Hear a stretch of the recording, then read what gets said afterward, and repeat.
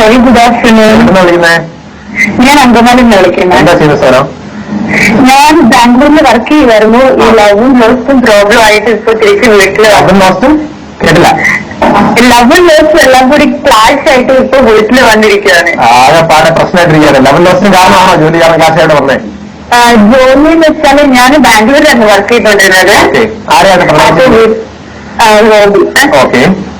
അപ്പൊ വീട്ടിൽ അറിഞ്ഞപ്പോ അച്ഛന് ഒത്തിരി സങ്കടമായി. അച്ഛൻ എന്നെ വഴക്ക് പറയുകയൊന്നും ചെയ്തില്ല. പക്ഷെ അച്ഛൻ പറഞ്ഞു എന്റെ ചേച്ചിമാരുടെ കല്യാണം കഴിപ്പിച്ച് വിട്ടപ്പോ പോലും അച്ഛൻ കരഞ്ഞിട്ടില്ല. പക്ഷെ എന്നെ ബാംഗ്ലൂരിൽ കൊണ്ടാക്കി ഒറ്റയ്ക്ക് അച്ഛൻ ഇന്ന് തിരിച്ചു വന്നപ്പോ ബസ്സിലിരുന്നിട്ട് ഒത്തിരി കരഞ്ഞു എന്ന്. അപ്പൊ അച്ഛൻ എന്റെ പ്രണയം വീട്ടിലറിഞ്ഞപ്പോ അച്ഛൻ എന്റെ അടുത്ത് പറഞ്ഞത് നിനക്ക് ഇന്റർ കാസ്റ്റ് ആണെങ്കിൽ ഓർക്കായിരുന്നില്ലേ, ഇനി വിളിക്കരുത്, അത്ര മാത്രമേ പറഞ്ഞിട്ടുള്ളൂ. എന്റെ അടുത്ത് ദേഷ്യത്തോടെ ഒന്നും ചെയ്യില്ല. പക്ഷെ എന്റെ ബെസ്റ്റ് ഫ്രണ്ടിനെ വിളിച്ചിട്ട് ചോദിച്ചു നിനക്ക് അറിയാമായിരുന്നു എന്ന്. അപ്പൊ അവള് പറഞ്ഞു എനിക്ക് അറിയാമായിരുന്നു അച്ഛന്ന് പറഞ്ഞു. പക്ഷെ അച്ഛൻ അവളെയും ശരിക്കും സ്വന്തം മകളെ പോലെ കരയുടെ. അപ്പൊ അവളുടെ കൂടെ തന്നെ എല്ലാ സ്ഥലത്തും വിടുവായിരുന്നു. നല്ല ഫ്രീഡം ഉണ്ടായിരുന്നു. അപ്പൊ അവൾക്ക് അറിയായിരുന്നു പറഞ്ഞപ്പോ അച്ഛൻ അവളെ ഒത്തിരി ഫയർ ചെയ്തു. അപ്പൊ അവൾക്ക് സങ്കടമായി. പിന്നെ അവളും ഞാനും തമ്മിലുള്ള ഫ്രണ്ട്ഷിപ്പ് തന്നെ മുറിഞ്ഞു പോയി അവിടെ വെച്ചിട്ട്. അപ്പൊ ഇപ്പൊ ഞങ്ങൾ ഫ്രണ്ട്സ് വിളിക്കാറില്ല. അപ്പൊ എനിക്കിപ്പോ അച്ഛനാണോ വലുത് അതോ ഞാൻ സ്നേഹിക്കുന്ന ആളാണോ വലുത് എന്ന് തിരിച്ചറിയാൻ പറ്റാത്തൊരവസ്ഥയാണ്.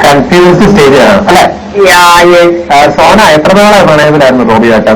ഇപ്പൊ 1.5 വർഷം തുടങ്ങിയിട്ടുള്ളൂ. എന്തായാലും ഇപ്പൊ റോബിയുടെ അവസ്ഥ എന്താണെന്ന് അറിയാമോ? ഇപ്പൊ റോബിക്ക് പ്രശ്നമൊന്നുമില്ല. റോബി വീട്ടിൽ പറഞ്ഞു റോബിയുടെ വീട്ടിലും ഇന്റർകാസ്റ്റ് എന്ന് പറയുമ്പോൾ അവിടെ പപ്പയ്ക്കൊന്നും പ്രോബ്ലം ഇല്ല. പക്ഷെ മമ്മി പറയുന്ന ഇന്റർകാസ്റ്റ് ഒരു പ്രോബ്ലം ആയി വരും. പക്ഷെ ഞാൻ പറഞ്ഞു എനിക്ക് ക്രിസ്ത്യനിലേക്ക് മാറാൻ വേണ്ടിട്ട് എനിക്കൊരു പ്രോബ്ലം ഇല്ല. റോബിയുടെ വീട്ടിൽ നിന്ന് ചേച്ചി അനിയത്തി എല്ലാവരും എന്നെ വിളിക്കാറുണ്ട്, സംസാരിക്കാറുണ്ട്, അവർക്കൊന്നും പ്രോബ്ലം ഇല്ല. പക്ഷെ എന്റെ വീട്ടില് ചേച്ചിമാര് ഞങ്ങളൊക്കെ എന്ന് പറഞ്ഞാൽ ഭയങ്കര ക്ലോസ് ആണ്. അപ്പൊ ചേച്ചിമാര് ഇപ്പോഴും എന്റെ അടുത്ത് ചോദിക്കും റോബി വിളിക്കാറുണ്ടോ? അപ്പൊ ഞാൻ പറഞ്ഞിട്ടില്ല എന്നാണ്. അതെയാണ്. ചേച്ചിമാര് രണ്ടുപേരുടെ കല്യാണം കഴിഞ്ഞിട്ടാണ്, ഒരാളുടെ കല്യാണം കഴിഞ്ഞിട്ടില്ല. അപ്പൊ ഒരു കാര്യം ചെയ്യും, ഞാൻ പറഞ്ഞേ നമ്മൾ ഈ താങ്കളുടെ 1 വർഷം പ്രണയത്തിലേക്ക് റോബി എന്ന് പറയുന്ന ഒരു സിൻസിയറായിട്ടുള്ള വ്യക്തിയാണ്. അയാളുടെ വീട്ടിൽ അത്യാവശ്യം ഒരു പരിധി വരെ പ്രണയത്തിൽ സപ്പോർട്ടുമാണ് അല്ലെ? സപ്പോർട്ടുമാണ്. അപ്പൊ താങ്കൾക്ക് എന്തായാലും റോബിയെ കളയാനും പറ്റില്ല. പക്ഷെ അതിന്റെ പേരിൽ നമുക്ക് റോബിയുടെ കൂടെ എല്ലാവരും വെറുപ്പിച്ചിറങ്ങി പോകാൻ പറ്റില്ല. കാരണം നമുക്ക് ഫാമിലി സർക്കംസ്റ്റൻസ് അങ്ങനെയാണ്. കാരണം ഒരു ചേച്ചി കഴിയാനുണ്ട്. പിന്നെ താങ്കളുടെ അച്ഛൻ വളരെ കാമൻ കേരള മനസ്സിലുണ്ട്. കാരണം പൊതുവെ പെൺകുട്ടികൾക്ക് ഇന്ന് പ്രണയം ഉണ്ടെന്ന് അറിഞ്ഞാൽ ഇപ്പോഴത്തെ കാലത്ത് എത്ര കമ്പനുള്ള അച്ഛനും മറ്റുള്ളവരുടെ കാര്യത്തിനൊക്കെ ഇരിക്കുമെന്നൊരു പക്ഷേ എനിക്കൊരു ഡൗട്ട് ഉണ്ട്. കാരണം അച്ഛനും സപ്പോർട്ടീവ് ആണോ അല്ലെങ്കിൽ പിന്നെ എന്റെ അടുത്ത് പറഞ്ഞൂടെ നമ്പർ മാറ്റി അല്ലെങ്കിൽ ഇനി വിളിക്കരുത്? ഞാൻ പറയാം ലക്ഷ്മിതോ, എന്താ വെച്ചാൽ ഇപ്പൊ നമ്മളെല്ലാവരും ഇന്ന് മറ്റുള്ളവരുടെ കാര്യത്തിൽ ഇരുന്ന് പ്രണയത്തെ പറ്റി അഭിപ്രായം. ഇപ്പൊ ഈവൻ ഞാൻ പോലും മറ്റുള്ളവരുടെ കാര്യത്തിൽ ഇങ്ങനെ അഭിപ്രായം പറയാം. പക്ഷെ എന്റെ ഒരു പെങ്ങളോ അല്ലെങ്കിൽ എന്റെ മകൾക്കോ ഇങ്ങനത്തെ അവസ്ഥ വരുമ്പോ ഓട്ടോമാറ്റിക്കലി നമ്മൾ വയലന്റ് ആവും. കാരണം നമ്മൾ ഇതിന്റെ കാരണം എന്താണ് ചിന്തിക്കുന്നത്, എന്താണ് സംഭവിച്ചത്, ഇനി ഞാനിങ്ങനെ അവളെ തല്ലിയാൽ അവളുടെ മനസ്സിൽ എന്തായിരിക്കും തോന്നുന്നത് ചിന്തിക്കാനുള്ള ബോധം ഉണ്ടാവില്ല.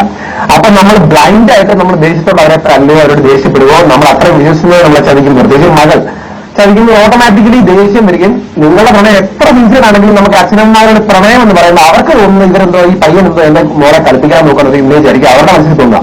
അപ്പൊ ഓട്ടോമാറ്റിക്കലി അവരെ പിടിച്ച് തന്നെ അവർക്ക് ദേഷ്യം തോന്നുന്നത് എന്തൊക്കെയാണ് പയ്യനെ തല്ലാമ്പോൾ ഒക്കെ ചെയ്യാറ് പതിവ്. പക്ഷെ താങ്കളുടെ അച്ഛൻ ഇവിടെ കുറച്ച് എന്താ പറയാ കുറച്ച് ഡീസന്റായിട്ട് പെരുമാറാൻ കുറച്ച് കാണാൻ ക്വയറ്റായിട്ട് ബിഹേവ് ചെയ്തു. താങ്കളുടെ അടുത്ത് എനിക്ക് വിഷമമായി എന്ന ഫാക്ടർ താങ്കളെ ഓവറായിട്ട് എന്താ പറയാ സെന്റിമെന്റൽ ബ്രെയിൻ വാഷ് ചെയ്യാൻ വരികയോ അല്ലെങ്കിൽ താങ്കളെ വേദന പ്രതികരിക്കുകയോ ചെയ്യാതെ പകരം കാണാൻ കേട്ടായിട്ട് താങ്കളോട് ഡീസന്റായിട്ട് ഇടപെട്ടു.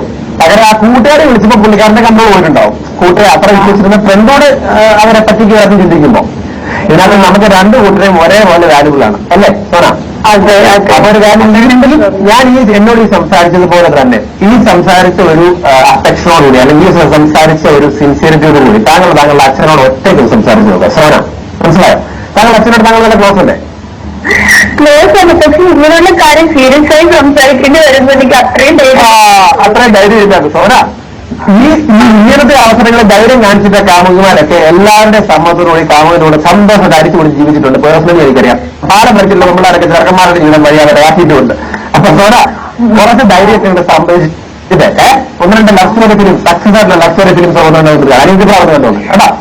ഇതൊക്കെ എന്ത് കണ്ടിട്ട് കുറച്ച് ധൈര്യമൊക്കെ ഇവിടെ സംഭവിച്ച് നെഞ്ചും പിടിച്ച് എന്നാ അച്ഛനോട് കാണാൻ പോയിട്ടായിട്ട് സ്നേഹത്തോടു കൂടി തന്നെ സംസാരിക്കുക. ഒരിക്കലും അച്ഛനെ പറ്റിച്ചിട്ടില്ല. പകരം ഇങ്ങനത്തെ ആളുകൾ എനിക്ക് ഇഷ്ടമാണ്, അയാളോട് ജീവിക്കാൻ എനിക്ക് ആഗ്രഹമുണ്ട്, അച്ഛനായിട്ട് നടത്തുന്നത് മാത്രമേ ഞാനിതിന് മുതിരുള്ളൂ എന്ന് അച്ഛനോട് പറഞ്ഞ് മനസ്സിലാക്കുക. അച്ഛനോട് സമ്മതിച്ചിരിക്കുക. തീർച്ചയായിട്ടും നമ്മൾ അച്ഛൻ സമ്മതിക്കുമെന്നാണ് എന്റെ വിശ്വാസം. ഇല്ലെങ്കിൽ ഒന്നും വിളിക്കുക. അപ്പോൾ അതിന് പറഞ്ഞുതരാം.